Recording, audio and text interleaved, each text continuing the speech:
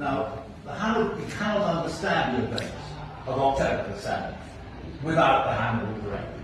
I fully understand that. You've never bothered to tell your viewers and listeners.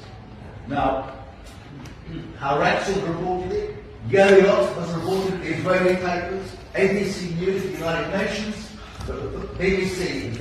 I would love to know why you have never reported, never mentioned it once on that. Question number one.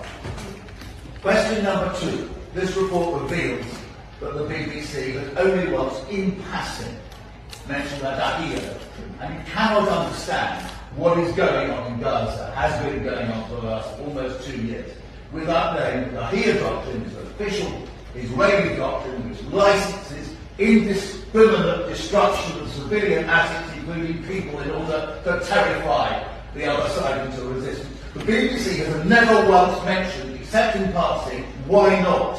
It's a grotesque omission, I would have thought, but I would love to get your explanation. We now come on to the fact that, to begin with, the BBC scarcely reported the genocidal comments made by the most senior Israeli politicians, including, never apparently, according to this report, the Amalek remarks, those genocidal remarks of Netanyahu.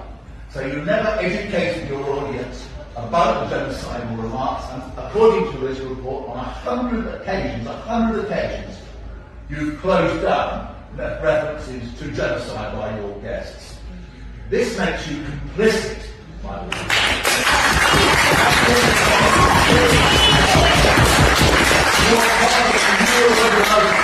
These immensely grave matters, you, the BBC, become complicit in them. Bear that in mind. I just want to mention one other thing. And I can't believe what I'm going to say. This figure of 6%, 170-something journalists murdered by Israel. BBC's only bothered to report 6% of them, whereas you dutifully reported 60% of Ukrainian journalists. Do you agree with David Langley that there are no journalists in Gaza? You were saying you had your own people. Why? I would love to know why you only reported. Because I find it, as a journalist, as a human being, actually. And now I'm going to ask you, on this pipeline in a second, I'm going to ask you one final question. Well, it's simply amazing.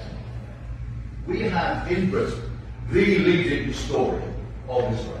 His name is Avi Shleim. You won't have heard of him because you've never brought him on your channel. Avi Shleim is the leading historian. He's written more authoritative books about the history of Israel than anybody else